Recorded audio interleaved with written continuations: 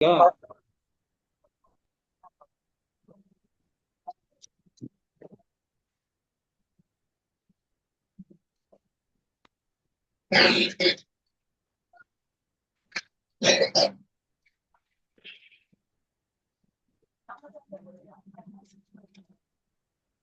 मतलब होस्ट है।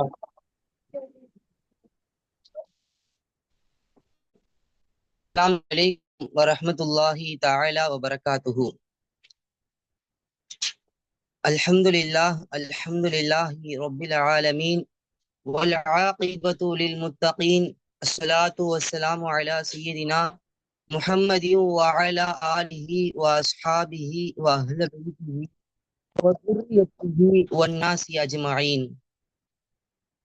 أما بعد، فقد قال الله تعالى في شان حبيبه تعليما وتكريما ومخبرا وآمرا: إن الله وملائكته يصلون على النبي يا أيها الذين آمنوا صلوا عليه وسلموا تسليما.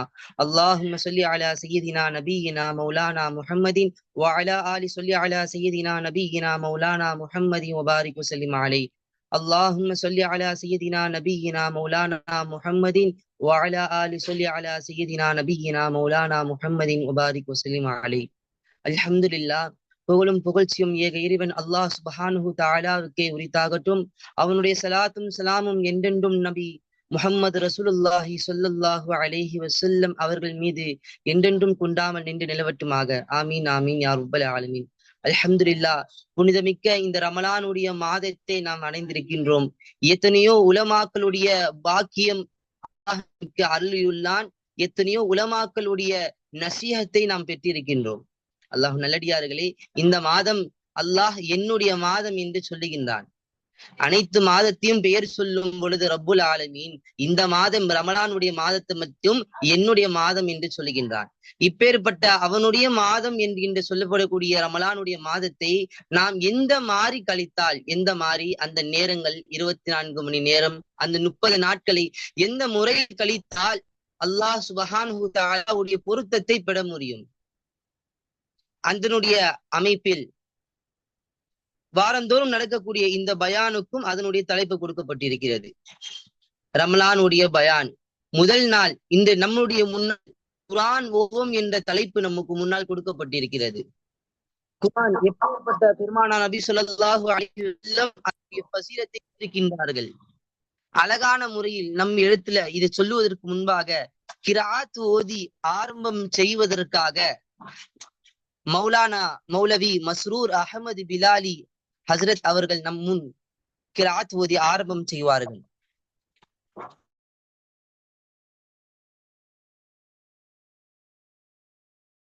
السلام عليكم ورحمة الله وبركاته.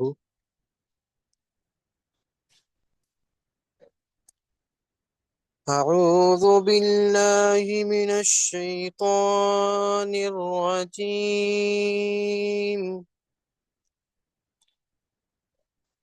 بسم الله الرحمن الرحيم.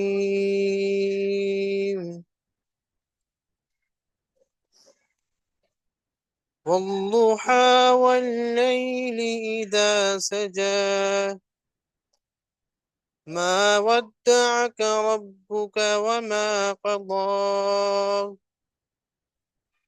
وللآخرة خير لك من الأولى ولسوف يعطيك ربك فترضى ألم يجدك يتيما فآوى ووجدك ضالا فهدى ووجدك عائلا فأغنى فأما اليتيم فلا تقهر وأما السائل فلا تنحر وأما بنعمة ربك فحدث. صدق الله العظيم. وصدق رسول النبي الكريم ونحن على ذلك من الشاهدين والشاهدين والحمد لله رب العالمين. ஹசரத் அவர்கள் நல்ல முறையில குர்ஆன் திலாவத் செஞ்சாங்க. அல்லாஹ் அதை நம்மளுக்கு கேட்கறதுக்கு நசீப் செஞ்சிருக்கிறான். அல்ஹம்துலில்லாஹ். புகழ் அனைத்தும் அல்லாஹ் ஒருவனுக்கு. குர்ஆன் ஓதுவோம் என்ற தலைப்பில் நம் முன் பேசுவதற்காக founder of Islam education centre அதனுடைய தாளாளர் ஹசனி என்று மதரசாவில் ஓதி படித்து முடித்த மௌலானா மௌலவி முஃப்தி ஹசரத் முகமது நூருல்லா ஹசனி அவங்க நம்ம முன்னாடி இதனுடைய தலைப்பை ஏத்துக்கிட்டு நம்ம முன்னாடி சிறப்பான முறையில பயான் செய்ய வந்திருக்காங்க. அனைவரும் அல்லாஹுக்காக அமைதியான முறையில பொறுமையான முறையில இந்த மஜ்லிஸ்ல அமர்ந்து நம்ம கேட்கறதுக்கு அல்லாஹ் நமக்கு நசீபு செய்யணும். அல்லாஹ் நமக்கு நசீபு செய்யணும். அல்லாஹுடைய நாட்டம் இல்லாம அல்லாஹுடைய ஈல்ம கத்துக்க முடியாது. அல்லாஹுடைய வேதத்துடைய இல்மோ சரி, பெருமான நபி சரி கத்துக்க முடியாது. இந்த பாக்கியத்தை அல்லாஹ் நமக்கு தரணும். அதற்காண்டி அல்லாஹுக்காக சபுர் செஞ்சு இந்த மஜ்லிஸ்ல அமருங்க. ஒருவரும் தெளிவாக இந்த மஜ்லிஸுடைய என்ன கருத்து சொல்லுகின்றார்களோ அந்த கருத்தை விளக்கப்பூர்வமா கேட்டு அமல் செய்வதற்கு அல்லாஹ் நசீபு செய்யணும்.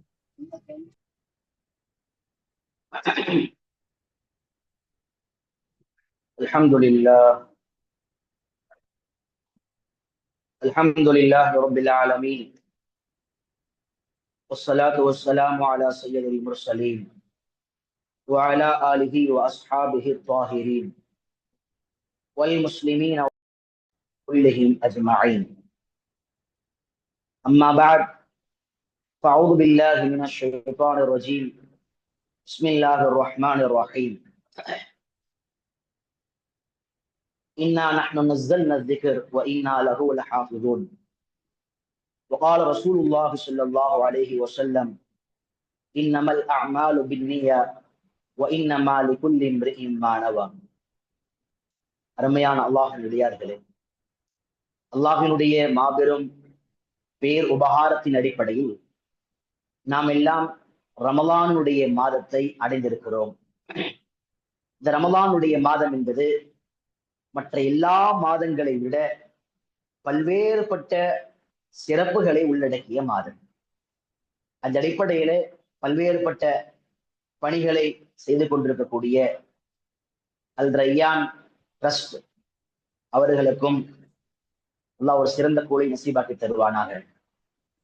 கண்ணியமான அல்லாஹ்வினுடையார்களே, நீங்கள் குர்ஆனை நீங்கள் படித்து பார்க்கின்ற பொழுது இந்த குர்ஆனில் பல்வேறுபட்ட விஷயங்களை ரப்புல் ஆலமீன் சொல்லுகிறான். அந்த பல்வேறுபட்ட விஷயங்களில் மாதங்களை பற்றி அல்லாஹ் சுப்ஹானஹு வ தஆலா சொல்கிறான்.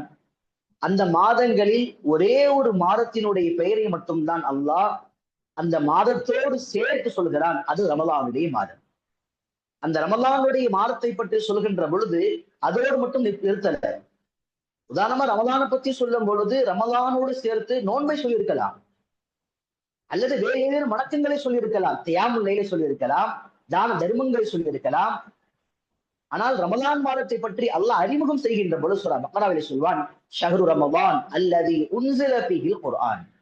இந்த மாதத்தில் தான் குர்ஆனுடைய வருகை என்பது ஆரம்பமானது. இந்த மாதத்தினுடைய முக்கியமான சிறப்பு என்ன அப்படின்னா, குர்ஆனோடு இணைந்த மாதம். குர்ஆனை ஓதுவது, குர்ஆனை ஆராய்ச்சி செய்வது, குர்ஆனை கேட்பது, குர்ஆனோடு நேரங்களை செலவிடுவதுதான் இந்த மாதத்தினுடைய பிரதானமான வணக்கங்கள்ல ஒன்று. அருமையான அல்லாஹ்வினுடையார்களே, இந்த ரமலானுடைய மாதம் என்பது இது ஏதோ மற்ற மாதங்களை விட சடங்கு சம்பிரதாயமான மாதம் அல்ல. அறிஞர் பெருமக்கள் அழகாக சொல்வார்கள், ஒரு மனிதன் ரமலானுடைய மாதத்தை அடைந்து மற்ற மாதங்களை போலவே மற்ற மாதத்தை போலவே இந்த மாதத்தில் கழித்து செல்வானையானால், இந்த மாதத்தை கடந்து செல்வானையானால் அல்லாஹ் பாதுகாக்க வேண்டும், அவன் துர்பாக்கியத்திற்கு உரித்தானவனாக மாறுகிறான். பெருமானார் ஸல்லல்லாஹு அலைஹி வஸல்லம் பல்வேறுபட்ட ஹதீஸ்கள்ல ஒரு விஷயத்தை நமக்கு ரொம்ப அழகாக சொல்றாங்க. அது என்ன விஷயம் அப்படின்னா, நீங்கள் இந்த வாழ்க்கையில் உங்கள் எல்லா காரியத்திலையும் நீங்கள் ஒரு வழிகாட்டுதலோடு, உங்களுக்கு வழிகாட்டக்கூடிய ஒரு காரணியோடு நீங்கள் பயணிப்பதுதான் உங்கள் வாழ்க்கையில முக்கியமான ஒன்று. அந்த வழிகாட்டக்கூடிய காரணம் என்ன? அதுதான் பரிசுத்த குர்ஆன், அல்லாஹுடைய திருவேதமாக இருக்கக்கூடிய குர்ஆன். அருமையான பெருமக்களே, பெருமானார் ஸல்லல்லாஹு அலைஹி வஸல்லம் ஒரு ஹதீஸ்ல சொன்னார்கள், இக்ரஅல் குர்ஆன், குர்ஆனை ஓதுங்கள் அடியார்களே. ஏன் குர்ஆன் ஓதணும்? குர்ஆன் எப்படிப்பட்டதுன்னா, நாளை மறுமை நாளில் இந்த குர்ஆன் ஓதக்கூடிய நபருக்கு சிபாரிசு செய்யக்கூடிய ஒன்றாக வருகிறது. அருமையான பெருமக்களே, சாதாரணமான விஷயம் அல்ல. நாளை மறுமையிலே நம்முடைய தந்தை யாராக இருந்தாலும் அவர்கள் இந்த விதமான சிபாரிசு செய்ய முடியாது. நாளை மறுமையில் எப்படிப்பட்ட நண்பராக இருந்தாலும், எவ்வளவு கோடிக்கு சொத்து அதிபதியாக இருந்தாலுமே கூட அவர்களால் சிபாரிசு செய்ய முடியாது. என்ன சொல்லப்போனா, பரிசுத்த குர்ஆன் அழகாக சொல்கிறது,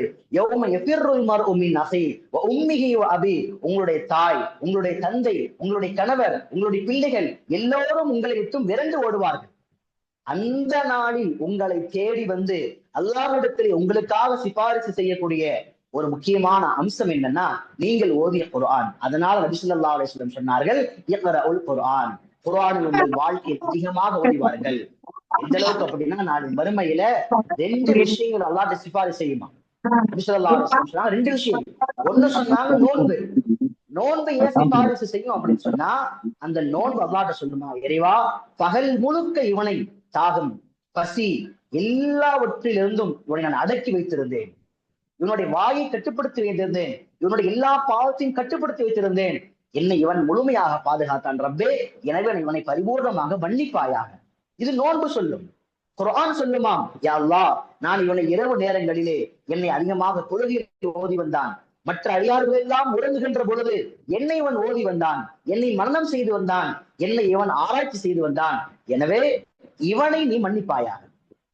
கண்ணியமான அல்லாஹ்வின் அடியார்களே, இதை நீங்க யோசித்து பார்க்கணும். இது சாதாரணமான விஷயம் அல்ல. குர்ஆன் மற்ற வணக்கங்களை போல அல்ல, நீங்கள் நினைப்பதை போல மற்ற வணக்கங்கள் போல அல்ல. மற்ற வணக்கங்கள் எப்படின்னா, மற்ற வணக்கங்களுக்கு சில நேரங்களில் நன்மைகள் மட்டும்தான் இருக்கும். ஆனா குர்ஆனுக்கு மட்டும்தான் அதனோடு தாக்கமும் இருக்கின்றது. பெருமானார் ஸல்லல்லாஹு அலைஹி வஸல்லம் ஒரு ஹதீஸ்ல சொல்றாங்க, மன் கரா ஹர்ஃபன் மின் கிதாபில்லாஹ், அல்லாஹ்வுடைய வேதத்திலிருந்து ஒரே ஒரு எழுத்தை ஓதினார், என்ன நன்மை கிடைக்கும் அவருக்கு? ஃபலஹு பிஹி ஹஸனத்துன், ஒரு நன்மை.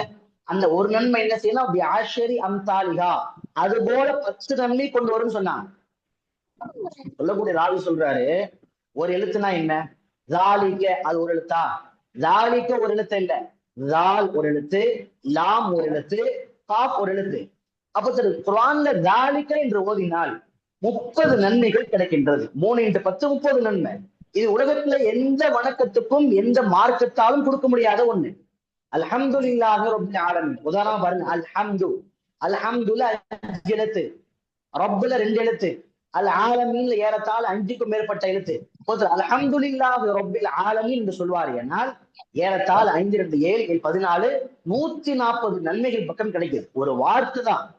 லாலிக்கல் கிதாபுன்னு சொன்னாரு, அதே போல 5 5 3 8 8 எழுத்துக்களுக்கு 80 நன்மை கிடைக்கிறது. அருமையான பெருமக்களே, ஒரே ஒரு நொடி வாய் அசைத்து சொல்லக்கூடிய வார்த்தையின் காரணமாக ஏறத்தாழ 100 நன்மைக்கும் மேலாக ஒரு வார்த்தைகளுக்கு மட்டும் கிடைக்கின்றது. மேலான கண்ணியமான அல்லாஹ். அப்ப குர்ஆன் என்பது மற்ற வணக்கங்களை போல அல்ல. குர்ஆன் உயர்ந்த வணக்கம்.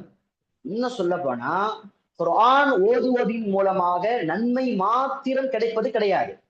குர்ஆனுக்கு சில தாக்கங்கள் இருக்குது, அதான் நீங்க கவனிக்கணும்.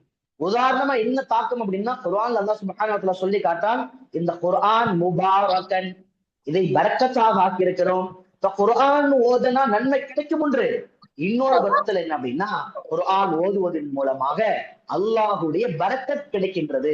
எல்லா விஷயத்திலையும், நேரத்துல பரக்கத், ஆரோக்கியத்துல பரக்கத், வாழ்க்கையில பரக்கத். ஏன்? குர்ஆன் ஓதுற. குர்ஆன் அல்லாஹ் குர்ஆன் பத்தி சொல்லுவான், இந்த வேதம் வஷிஃபாஅன், உங்கள் உள்ளத்திற்கு மருந்தாற்றக்கூடிய ஒண்ணு. உங்கள் உள்ளம் கவலையாக இருக்கின்றதா? உங்கள் உள்ளம் நோயுடைய உள்ளமாக இருக்கின்றதா? உங்களுடைய உள்ளத்திலே பெருமை இருக்கின்றதா? உங்கள் உள்ளத்திலே தடுமாற்றம் இருக்கின்றதா? உங்கள் உள்ளத்திலே ஒரு வஞ்சகம் இருக்கின்றதா? உங்கள் உள்ளத்திலே பெருமை இருக்கின்றதா? எல்லாவற்றுக்குமான நிவாரணம் என்னன்னா, குர்ஆனை விரிச்சு ஓதுங்க. நன்மை மாத்திரம் அல்ல, அது உங்கள் உள்ளத்தை பரிசுத்தப்படுத்திக் கொண்டே இருக்கும். அருமையான அல்லாஹ்வின் அடியார்களே, இதே போலதான் குர்ஆனுடைய இன்னொரு முக்கியமான பண்பு என்ன தெரியுமா? வஹுதன், இது நேர்வழி காட்டும். ஒருத்தர் குர்ஆன் ஓதக்கூடிய பழக்கம் இருந்துச்சுன்னா, அவருடைய வாழ்வில் எல்லா காரியத்திலேயும் அந்த குர்ஆன் வழிகாட்டக்கூடிய ஒன்றாக இருக்கும். ஒரு காரியத்தை எப்படி பர்ஃபெக்டா செய்யணும் அவருக்கு அல்லாஹ் அறிவு போட்டுருவான். ஒவ்வொரு செயலும் எப்படி செய்யணும் என்று அவருக்கு தெரிய வரும். அருமையான பெருமக்களே, அதனால வஹுதன், அதே போல சொன்னாங்க ரஹ்மத்தன், இது மிகப்பெரிய அருளாக இருக்கின்றது. நீங்க ஓதுறதுனால நன்மை கிடைக்கிறது மாத்திரமல்ல, உங்களுக்கு ரஹ்மத்தாக கூட இருக்கும். எப்படிப்பட்ட ரஹ்மத்தாக இருக்கும்? உங்கள் வாழ்க்கையில் அல்லாஹ் எல்லா காரியத்திலேயும் இரக்கத்தை ஏற்படுத்துகிறான். அல்லாஹோட இரக்கம் நேரடியாக உங்க மேல இருக்கும். குர்ஆன் அல்லாஹ் சொல்றான், லஅல்லக்கும் துர்ஹமூன், குர்ஆன ஓதுங்க, குர்ஆன கேளுங்க. இதனால என்னவாகும்னா அல்லாஹ்வுடைய இரக்கம் உங்க மேல விழுகும். அல்லாஹ்வுடைய படைப்புகளான மலக்குகளுடைய இரக்கம் உங்க மேல விழுகும். அருமையான பெருமக்களே, இதெல்லாம் அல்லாஹ் சுப்ஹானஹு வ தஆலா குர்ஆனுக்கு தான் வைத்திருக்கிறார். அதனால குர்ஆன் சாதாரணமான விஷயம் இல்லை. குறிப்பா சொல்ல போனா ரமலானுடைய மாதம் என்பது முழுக்க முழுக்க அது குர்ஆனுக்கான மாதம். எந்த அளவுக்கு அப்படின்னு சொன்னா, பெருமானார் ஸல்லல்லாஹு அலைஹி வஸல்லம் அவர்கள் மற்ற மாதங்களை விட ரமலானுடைய மாதத்தில் குர்ஆனுக்கு முக்கியத்துவம் கொடுத்திருக்கிறாங்க. சஹாபாக்கள் மற்ற மாதங்களை விட ரமலானுடைய மாதத்துல முக்கியத்துவம் கொடுத்திருக்கிறார்கள். சஹாபாக்களுக்கு பின்னால் வந்த முஃபஸ்ஸரீன்கள், அதாவது குர்ஆனுடைய விரிவுரையாளர்கள், தன் வாழ்க்கை முழுக்க குர்ஆனை விரிவுரை செய்வதிலே நேரத்தை கொடுத்தவர்கள், அவர்கள் கூட ரமலான் மாதம் வந்துவிட்டால் குர்ஆனை எத்தனை குர்ஆன் ஓதலாம் என்று போட்டி போட்டிருக்கிறார்கள். இதெல்லாத்தோட ஆச்சரியமான விஷயம், ஹதீஸ்களை வல்லுநர்கள், ஹதீஸ்களை ஆராய்ச்சி செய்யக்கூடிய வல்லுநர்கள், அவர்கள் ரமலான் மாதம் வந்துவிட்டால் ஹதீஸ்களுடைய எல்லா மஜ்லிஸ்கள், எல்லா பாடங்களையும் விட்டுவிட்டு ரமலான் மாதம் முழுக்க முழுக்க குர்ஆன் ஓதக்கூடிய ஒன்றாக இருக்கிறார்கள். அருமையான பெருமக்களே, இன்னைக்கு எவ்வளவு பெரிய நஷ்டமான சூழ்நிலை அப்படின்னா, உலகத்தில் நாம் படிப்பை கொடுக்கிறோம், நல்ல சிறந்த அறிவை கொடுக்கிறோம், எல்லா விதமான உயர்ந்த நல்ல ஒரு திறனாய்வுகளை கொடுக்கிறோம். ஆனால் எத்தனையோ நபர்களுக்கு உயர்ந்த திறனாய்வுகளை பெற்ற எத்தனையோ நபர்களால் அவர்களால் இந்த குர்ஆனை பார்த்து ஓத முடியாத சூழ்நிலை, குர்ஆனை பார்த்து ஓதுவதற்கு கூட நேரம் இல்லாத சூழ்நிலை.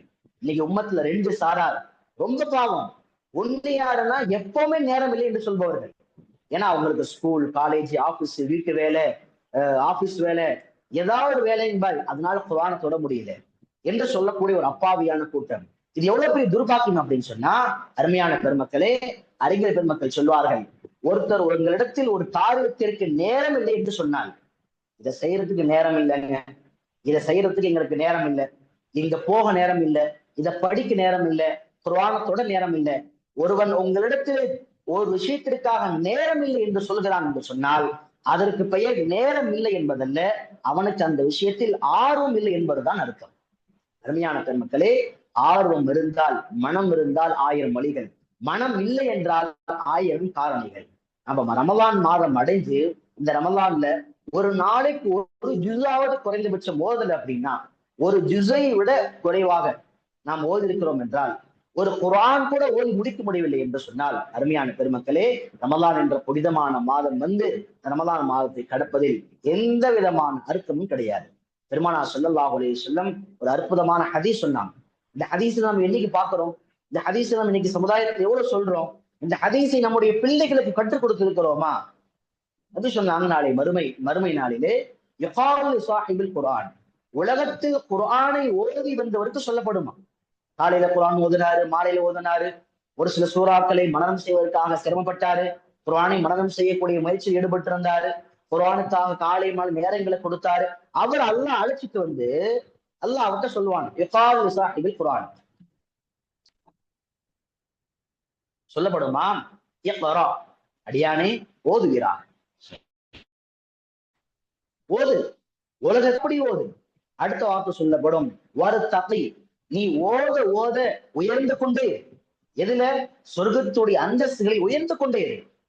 பாருங்க, ஆதம் அலைஹிஸ்ஸலாம் அவர்கள் முதல் கொண்டு கடைசி நபர், இந்த உம்மத்தினுடைய கடைசி நபர் வரை கோடான கோடி மக்கள் இருக்கின்ற அந்த இடத்தில் அல்லாஹ் சுப்ஹானஹு வ தஆலா ஒரு அடியானை அழைத்து சொல்கின்ற வார்த்தை, இக்ரா, ஓதுவீராக, வர்தகி, நீ ஓத ஓத உயர்ந்து கொண்டே இரு.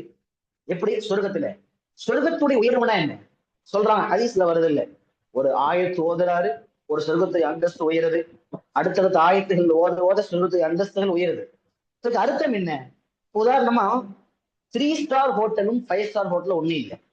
3 ஸ்டார் ஹோட்டலுடைய ஃபெசிலிட்டி வேற, 5 ஸ்டார் ஹோட்டலோட ஃபெசிலிட்டி வேற, 5 ஸ்டார் ஹோட்டல் ஃபெசிலிட்டி வேற, 7 ஸ்டார் ஹோட்டல் ஃபெசிலிட்டி வேற. அப்ப எப்படி ஒவ்வொரு ஹோட்டலும் அதனுடைய மதிப்புக்கு ஏற்றவாறு உயர்கின்றதோ, அல்லாஹ் சுப்ஹானஹு வ தஆலா சொர்க்கத்தை எப்படி அமைத்திருக்கிறான் என்று சொன்னால், நீங்கள் குர்ஆனை உலகத்திலே ஓத ஓத, அதை மனனம் செய்ய செய்ய, அதற்காக நேரம் கொடுக்க உங்களுடைய சொர்க்கத்துடைய அந்தஸ்துகளை அல்லாஹ் உயர்த்தி கொண்டே இருப்பான். நாளை மறுமையில் அல்லாஹ்க்கு மேல ஒருத்தர் ஓதுறாரு, அது ஓது என்னவாகும்? 20வது தொகுப்பு இருக்கிறவர் 22வது அந்தஸ்தில் போவாரு. 1000 ஆயத்து ஓதிட்டாரா 1000 ஆயத்துகளுக்கு மேலாக போவாரு. 1500 ஆயத்து ஓதினாரா 1500 ஆயத்துகளுக்கு மேலான ஒரு சொர்க்கத்தை அடைவார். நாளை சொர்க்கம் என்பது கூட அதன் அந்தஸ்துகள் எப்படி முடிவு செய்யப்படும் என்று சொன்னால், அருமையான பெருமக்களே, இவருடைய குர்ஆனை கொண்டுதான். அல்லாஹ் ஸல்லல்லாஹு அலைஹி வஸல்லம் அடுத்த வார்த்தை சொன்னாங்க, ஒரு தகை வரத்தில் அதை தருத்தீராக ஓதுவாயாக. இன்னைக்கு பல பேர் குர்ஆன் ஓதுறோம், ஆனா தர்த்தீல் இல்லை. குர்ஆன்ல தர்த்தீல்னா என்ன? தஜ்வீதாக ஓதுவது. எங்க நீட்டணும், எங்க நிறுத்தணும், எங்க குன்னா செய்யணும், எங்க குன்னா செய்யக்கூடாது, இதெல்லாம் தெரியணும். அருமையான பெருமக்களே, எத்தனையோ நபர்கள் குர்ஆன் ஓதுறோம், ஆனா ஒரு நாளா யோசித்து பார்த்திருக்கிறோமா? அல்லாஹுடைய இந்த ஒரு குர்ஆனை, அல்லாஹுடைய இந்த வார்த்தைகளை அல்லாஹ் ரசிக்கும்படியாக, அல்லாஹ் நம்மை பற்றி புகழ்ந்து பார்க்கும்படியாக அழகாக ஓதுகிறோமா என்று பார்க்கிறோமா? கிடையவே கிடையாது. குர்ஆனை இன்னைக்கு சில பேர் ஓதுறாங்க கடமைக்கு, ஏதோ அலிஃப் தாலிகல் கிதாபுல் லா ரைப ஃபீஹி என்றமான தஜ்வீது இல்லை. தஜ்வீது இல்லாமல் ஓதுவது என்பது நீங்க உப்பு இல்லாமல் பிரியாணி செய்யற மாதிரிதான். பிரியாணி ரெடி ஆயிடுச்சு, ஆனால் அதனுடைய ரசனை, அதனுடைய சுவை, அதனுடைய மனம், அதனுடைய நறுமணம் இதெல்லாம் இல்லாமல் உணவு சாப்பிடுவது எப்படியோ அது போலத்தான் தஜ்வீது இல்லாமல் குர்ஆனை ஓதுவது மிகப்பெரிய ஒரு பிரயோஜனத்தை தராது. பெருமானார் ஸல்லல்லாஹு அலைஹி வஸல்லம் சொல்றாங்க, வரத்தில் குர்ஆனை தர்த்தீலாக தஜ்வீதாக மிக அழகாக ஓதுங்க. இன்னைக்கு ஒண்ணும் இல்லை, யாருக்கு முன்னாலேயாவது ஒரு 5 நிமிஷம் பேசணும் அப்படின்னா அவ்வளவு தயாரிப்பு செய்யறோம். ஒரு கான்ஃபரன்ஸ் மீட்டிங் வருது, அதுல நம்ம ஒரு கான்வர்சேஷன் பண்ணணும், நம்ம அதுல ஒரு ஸ்பீச் கொடுக்கணும் அப்படின்னா எவ்வளவு ப்ரிப்பரேஷன் ஆகிறோம். பக்காவான முறையில இங்கிலீஷா இருந்தா இங்கிலீஷ், தமிழாக இருந்த தமிழ், அதற்காக அவ்வளவு முயற்சி பண்றோம். அருமையான பெருமக்களே, இந்த குர்ஆனை ஓதுகிற பொழுது நேரடியாக அல்லாஹ் கேட்கிறான், மலக்குகள் கேட்கிறார்கள், மலக்குகள் நம்மை புடைசூழ சூழ்ந்து கொள்கிறார்கள். இன்னும் சொல்ல போனா ஓதக்கூடிய உதடுகளிலே மலக்குகள் முத்தமிடுகிறார்கள். இந்த ஓதக்கூடிய ரசனையை பார்த்து மலக்குகள் அல்லாஹ்விடத்திலே புகழ்ந்து பேசுகிறார்கள். அல்லாஹ் மலக்குகளிடத்திலே புகழ்ந்து பேசுகிறான், இந்த அடியான் குர்ஆனை ஓதி கொண்டிருக்கிறான் என்பதாக. அருமையான பெருமக்களே, நீங்க அந்த குர்ஆனுடைய எல்லா விஷயங்களும் போயிடுச்சு. ரமதான் மாசத்துல பாருங்க, எல்லாத்துக்கும் நேரம் இருக்கு. நம்ம நோன்பு வைக்கிறதுக்கு, இஃப்தார் நோன்பு திறக்கிறதுக்கு, கஞ்சி ஏற்பாடுகள், அதுக்காக உணவு ஏற்பாடுகள், சஹருடைய ஏற்பாடுகள் எல்லாம் செய்யப்படுது. எல்லா விதமான அறிவுரை சொல்லப்படுது. ஆனால் யோசித்து பாருங்கள், இந்த மாதத்தில் எல்லா அமல்களுக்கும் தலையான அமலாக இருக்கக்கூடிய ஃபரலான நோன்பிற்கு அடுத்து இந்த குர்ஆனுடைய முக்கியத்துவத்தை நம்மால் அதை பின்பற்ற முடிகிறதா? சில பேர் நோன்பு வைக்கிறாங்க, பகல் முழுக்க தூக்கம், மகரிபானா சாப்பாடுகள், அதே போல தராவிகி தொழுகிறது இல்லை, பகல் முழுக்க தூங்கிடுறாங்க. மகரீபுக்கு பின்னால ஏதாவது பார்ட்டி சாப்பாடு அது எதுன்னு சக நேரம் வரைக்கும் போயிடுது. சில பேருடைய இரவுகள் முழுக்க பாவத்துல போய் பகல் முழுக்க தூக்கத்துல போகுது. சில பேர் பகல் முழுக்க வேலையில் ஈடுபட்டு இரவு நேரங்கள்ல ஓதுறதும் இல்லை. அருமையான பெருமக்களே, இந்த மாதத்திலே நோன்பு வைத்துக் கொண்ட குர்ஆனை ஓத முடியவில்லை என்றால் பிறகு வேறு எதற்காக ரமதானுடைய மாதம்? லைலத்துல் கத்ர், அல்லாஹ் பிரத்யேகமாக லைலத்துல் கத்ர் என்ற இரவில் குர்ஆனை நாம் இறக்கினோம் என்று சொல்வதன் பின்னணியில ஒரு கருத்து என்ன அப்படின்னா, இந்த மாதம் நீங்கள் குர்ஆனை தொட்டு ஓதக்கூடிய மாதம். சரி, குர்ஆன் ஓதம் தெரியல, என்ன பண்ணணும்? குர்ஆன் ஓத தெரியலன்னா 2 விஷயம் செய்யணும். ஒண்ணு, குர்ஆன் கற்றுக்கொள்வதற்கு முயற்சி செய்யணும். நாளை மறுமையில் குர்ஆனை ஓத தெரியாத எந்த அடியானும் அல்லாஹ்விடத்துல எந்த விதமான காரணத்தை சொல்லி தப்பிக்க முடியாது. ஏன்னா இன்னைக்கு படிப்பதற்கு தடை இல்லை, சம்பாதிக்க தடை இல்லை, இன்னும் சொல்ல போனா இந்த குர்ஆனை கற்றுக்கொள்வதற்கு கூட தடை இல்லை. சிறியவர்கள் முதல் கொண்டு பெரியவர்கள் வரைக்கும் குர்ஆனை கற்றுக்கொள்வதற்கு எல்லா விதமான ஏற்பாடுகள் செய்யப்பட்டிருக்கிறது. அப்படி இருந்தும் குர்ஆனை தஜ்வீதாக கற்றுக்கொள்ளல அப்படின்னா அல்லாஹ்விடத்தில் எந்த விதமான பதிலை சொல்ல முடியாது. இன்னைக்கு எவ்வளவு பெரிய லெக்சரா இருக்கிறாங்க, எவ்வளவு பெரிய ப்ரொஃபஸரா இருக்கிறாங்க, எவ்வளவு பெரிய ஒரு ஸ்பெஷல் பர்சனா இருக்கிறாங்க, ஆனால் அவர்களால் குர்ஆன் ஓத முடியல. அப்ப இந்த குர்ஆனை ஓத தெரியாத ஒரு எஜுகேஷன் அது எந்த விதமான கிடையாது. சமீபத்துல ஒரு வாரத்துக்கு முன்பாக சேலத்துல ஒரு ஜெல்சா, ஒரு ஆண்டு விழாவை கலந்து கொள்ளக்கூடிய ஒரு வாய்ப்பு கிடைச்சது. அதுல சில பிள்ளைகள் சில சூறாக்களை மனனமாக ஓதினார்கள். மனனமா ஓதக்கூடிய பிள்ளைகள் ஓதி முடிச்ச பின்னால இந்த ப்ரோக்ராம் சம்பந்தமா நீங்க ஃபீட்பேக் சொல்லுங்கன்னு சொல்லப்பட்டுச்சு. அப்ப ஏதால 17 வருட காலமாக சேலத்துல ஆசிரியராக பணியாற்றக்கூடிய ஒரு முஸ்லீம், ஒரு பெரிய ஸ்டாஃப், ஒரு சின்ன ஒரு எஜுகேஷன் வச்சு அவர் 10th 12th பிள்ளைகளை படிச்சு எழுத வைக்கிறார். அவர் முன்னால எழுந்து வந்து சொன்னாரு, ஒரு 5 நிமிஷம் பேசினாரு, கண்களுக்கு கண்ணீர் வந்துருச்சு. அவர் சொன்னாரு, மறுமை கல்வி வேண்டும், மார்க்க கல்வி வேண்டும் என்று சொல்லக்கூடியவர்களுக்கு மத்தியில உலக கல்வி முக்கியம் சொல்லிட்டு இருந்தேன். ஆனா இன்றுதான் குர்ஆன் ஓதக்கூடிய பிள்ளைகளை பார்த்து ஒரு விஷயத்தை நான் கனத்தோடு நான் வருத்தப்படுகிறேன். இத்தனை ஆண்டுகளில் உலகத்தினுடைய எல்லா அறிவையும் பெற்றுக்கொண்ட நான் குர்ஆனுடைய அறிவை பெறாமல், குர்ஆனுடைய மகத்துவத்தை பெறாமல் வாழ்ந்து விட்டேனே என்று சொல்லி அவரிடத்தில் படிக்கக்கூடிய குர்ஆன் ஓதக்கூடிய பிள்ளை என்று சொல்றாரு, தயவு செஞ்சு என்கிட்ட நீங்க படிச்சுக்கிற மாதிரி எனக்கு குர்ஆனை சொல்லித்தாங்கன்னு சொல்றாரு. அருமையான பெருமக்களே, எனவே குர்ஆனுடைய தொடர்புகள் என்பது வாழ்க்கையில் மிக முக்கியமானது. எந்த அளவுக்கு முக்கியமானது என்று சொன்னால், அல்லாஹ் சுப்ஹானஹு வ தஆலா குர்ஆனை பற்றி குர்ஆன்ல சொல்லும்போது சொல்வான், இந்த குர்ஆன் இருக்கிறது மௌஇதத்தன், இது உங்களுக்கு ஒரு உபதேசி, அட்வைசர். இன்னைக்கு பாருங்க, குர்ஆனோடு தொடர்பு இல்லாத மக்கள் என்ன செய்யறாங்கன்னா, உலகத்தில் எல்லா இடத்துலயும் அட்வைஸ் கேட்கிறாங்க. நண்பர்கள் இடத்துல அட்வைஸ் கேட்கிறாங்க, கவுன்சிலிங் ஒரு சைக்காட்டிஸ்ட் அட்வைஸ் கேட்கிறாங்க, அட்வைஸுகளை மற்றவங்கள்ட்ட கேட்கிறாங்க. ஆனா மார்க் என்ன சொல்லுதுன்னா, உனக்கான சிறந்த அட்வைசர் யாருன்னா குர்ஆன். குர்ஆன் எப்ப அட்வைஸ் உபதேசம் பண்ணும் அப்படின்னா, யார் காலையிலும் மாலையிலும் இந்த குர்ஆனை முழு காதலோடு ரசனையோடு இந்த குர்ஆனை படிக்கக்கூடிய மக்களாக இருக்கின்றார்களோ அவர்களுக்கு தான் இந்த குர்ஆன் அவர்களுக்கு உபதேசம் செய்யக்கூடிய ஒன்றாக இருக்கின்றது. அருமையான பெருமக்களே, ஒரு நபர் ஒருத்தர் பிரியப்படுறார்.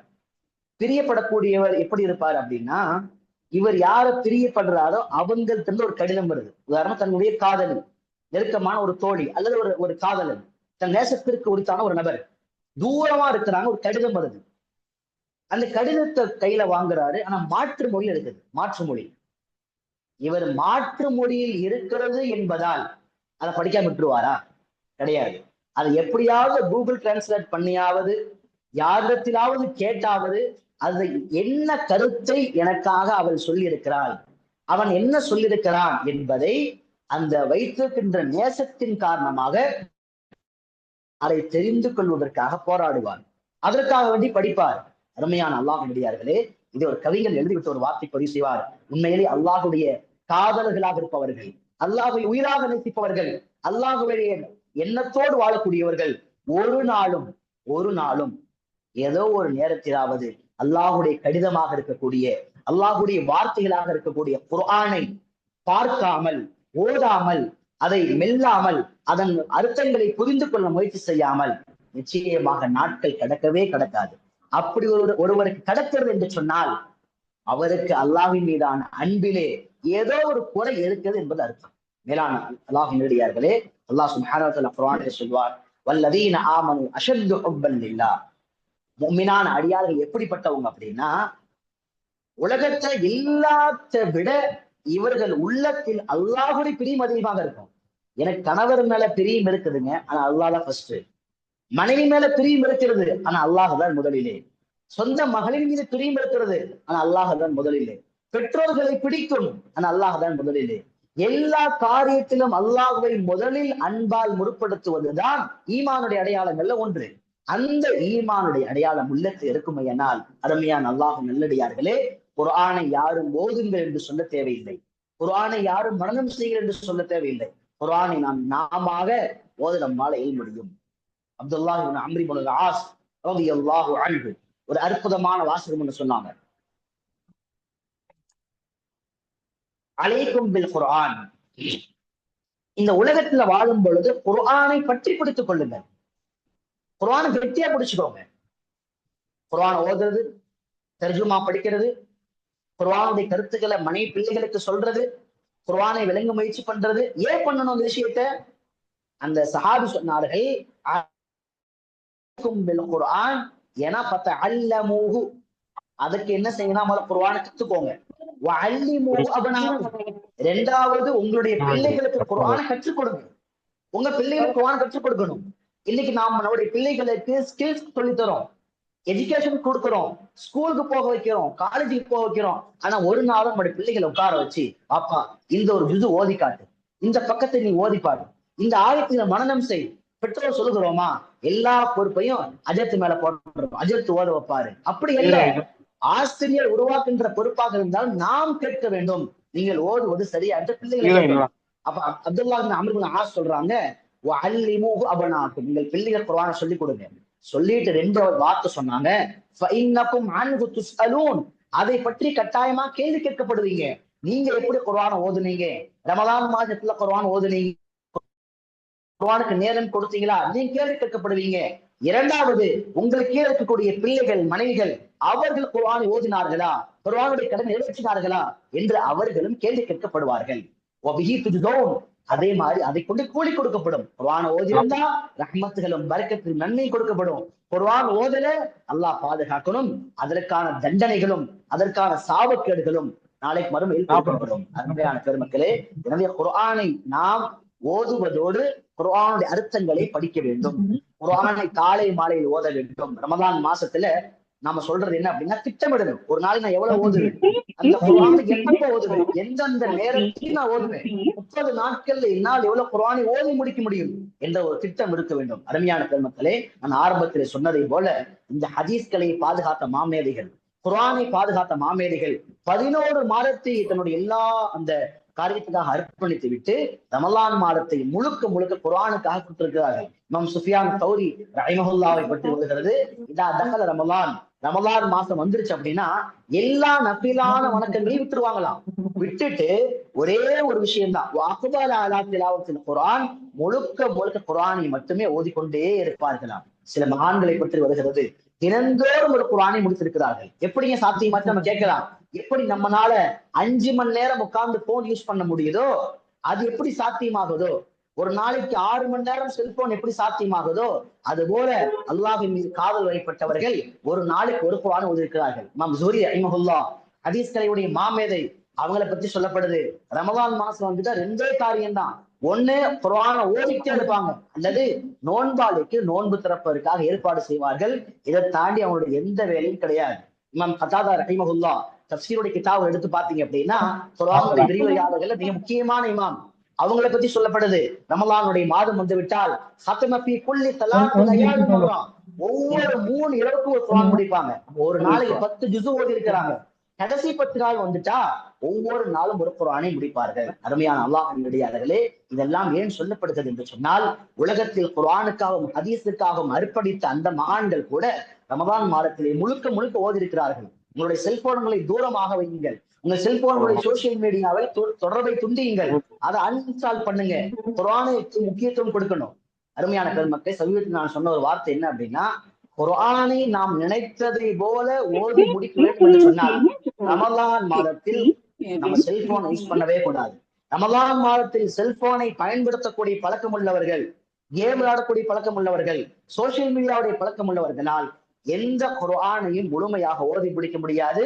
எதை நாம் நாடுகிறோமோ அந்த திட்டத்தை பரிபூர்ணப்படுத்த முடியாது. அருமையான பெருமக்களே, அதனால என்ன செய்யணும் அப்படின்னா, போனை தள்ளி வச்சிடணும். சஹாபாக்களை பத்தி சொல்லப்படும், சஹாபாக்கள் குர்ஆனோடு எப்படி இருந்தாங்க அப்படின்னா, இன்னைக்கு நம்ம பிள்ளைகள் எப்படி, இன்னைக்கு வாலிபர்கள் எப்படி செல்போனோடு இருக்கிறாங்களோ அப்படிதான் சஹாபாக்கள் குர்ஆனோடு இருந்தாங்க. இன்னைக்கு காலையில எந்திரிச்சோன செல்போன், நைட்டு தூங்கும் போது செல்போன், நடக்கும் போது செல்போன், பள்ளிவாசலுக்குள்ள செல்போன், ஸ்கூல் காலேஜ் போகும்போது செல்போன், வந்த உடனே செல்போன். ஒரு 3-4 மணி நேரம் யார் வரா போறான்னு தெரியறது கூட தெரியாத அளவிற்கு செல்போனுடைய பயன்பாடு. அருமையான பெருமக்களே, இதான் சஹாபாக்களுடைய வாழ்க்கை. காலையில் எழுந்த உடனே குர்ஆன், இரவு படுப்பதற்கு முன்பாக குர்ஆன், நடக்கின்ற பொழுது குர்ஆன் ஓதினார்கள், தொழுகையில் குர்ஆன் ஓதினார்கள். எந்த அளவுக்கு அப்படின்னா, குர்ஆனை இன்று ஓத ஆரம்பித்து விட்டால் சூரா பக்ரா, சூரா ஆல இம்ரான் என்று சொல்கின்ற அளவிற்கு 3 மணி நேரம் 4 மணி நேரங்கள் கூட குர்ஆனை என்று ஓதிருக்கிறார்கள். அருமையான பெருமக்களே, எனவே இந்த உலகத்திலே சில கேள்விகளை நாம் கட்டாயமாக அதற்கான பதிலை தயாரிக்க வேண்டும். அல்லாஹ்விடத்தில் அதற்காக பதில் சொல்ல தகுதியான பெருமக்களாக உருவாக வேண்டும். அதில் ஒன்றுதான், குர்ஆனை எவ்வளவு ஓதினாய், குர்ஆனுக்காக எவ்வளவு நேரம் செலவழித்தாய், ரமலான்ல எத்தனை குர்ஆன்களை முடித்தாய், உன் வாழ்க்கையில குர்ஆனுக்காக நீ அர்ப்பணித்த நேரம் என்ன, குர்ஆனை விளங்கினாயா, குர்ஆனை மனனம் செய்யாதயா என்ற இந்த கேள்விகளுக்கெல்லாம் நம்முடைய வாழ்க்கையில் நமக்கும் பதில் தெரிய வேண்டும், நம்முடைய பிள்ளைகளுக்கும் இதற்கான பதிலை உருவாக்கி தர வேண்டும். ரஹ்மான் நம் அனைவருக்கும் இந்த மாதத்திலே இந்த 30 நாட்களில் ஏறத்தாழ ஒரு பிறை கடந்து விட்டது, 2ஆம் பிறை அடைந்து விட்டோம். மீதம் இருக்கக்கூடிய நாட்களில் அல்லாஹ் பரிபூர்ணமாக குர்ஆனுக்கு முக்கியத்துவம் கொடுத்து மற்ற எல்லா விஷயங்களையும் அப்புறப்படுத்தி விட்டு பரிபூர்ணமாக குர்ஆனை நல்ல முறையிலே தெளிவான முறையிலே ரசித்து அழுகையோடும் கவலையோடும் புத்துணர்ச்சியோடு மோதக்கூடிய வாக்கு நசீபாக்கு தருவானாக. இந்த மாதத்தில் நாம் மட்டும் அல்லாது நம்ம சுற்றி இருக்கின்ற சூழ்நிலைகளையும் குர்ஆன் ஓதக்கூடிய சூழ்நிலையாக, அப்படிப்பட்ட ஒரு அட்மாஸ்பியர் சூழல் உருவாக்கக்கூடிய மக்களாக அல்லாஹ் ஆக்குவானாக. ஈமானோடு வாழ்ந்து மரணிக்கின்ற பொழுது கலிமா லா இலாஹ இல்லல்லாஹ் முஹம்மது ரசூலுல்லாஹ் சொல்லி வண்ணமாக அல்லாஹ் மூத்த நசீபாக்கு தருவானாக. வாய்ப்பளித்த அல் ரய்யான் ட்ரஸ்ட் நன்றிகளை கோரி என்னுடைய இந்த சிற்றுரை முடித்துக் கொள்கிறேன். வாஹிரு தஅவானா அல்ஹம்துலில்லாஹி ரப்பில் ஆலமீன்.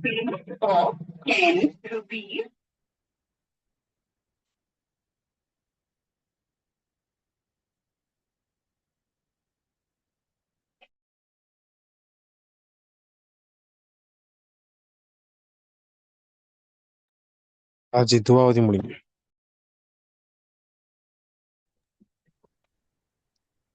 آمين. الحمد لله رب العالمين. اللهم صل على محمد وعلى آل محمد كما صليت على إبراهيم وعلى آل إبراهيم إنك حميد مجيد. اللهم بارك على محمد كما باركت على إبراهيم وعلى آل إبراهيم إنك حميد مجيد. اللهم اغفر لنا ذنوبنا خطايانا كلها يا رب العالمين. اللهم إنا نسألك علما نافعا وعملا متقبلا، رزقا واسعا حلالا طيبا وشفاء من كل داء. اللهم رب ارحمهما كما ربياني صغيرا. اللهم إني أعوذ بك من شر نفسي. اللهم إني أعوذ بك من فتنة النساء. اللهم أعني على ذكرك وشكرك وحسن عبادتك. اللهم اغفر لي ولوالدي ولأستاذي والجميع المؤمنين مؤمنات والمسلمين مسلمات الأحياء منهم الأموات إنك مجيب الدعوات برحمتك يا أرحم الراحمين. اللهم ربنا آتنا في الدنيا حسنة وفي الآخرة حسنة وقنا عذاب النار. أستغفر الله ربي لا إله إلا أنت خلقتني وأنا أعبدك وأنا على عهدك